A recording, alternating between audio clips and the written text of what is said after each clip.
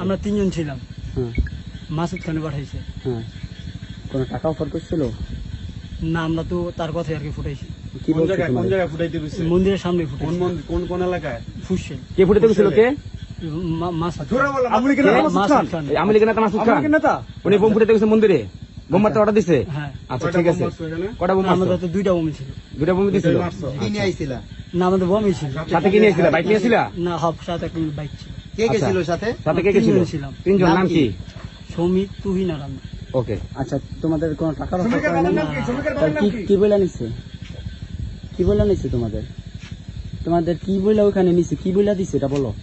আমাদের বোম ফুটাইতে বলছে আর কি ফুটাইছি। কইছে এটা বন্ধ টাকা করো। পয়সা দিচ্ছে টাকা কোনো? পয়সা দিছে কোনো?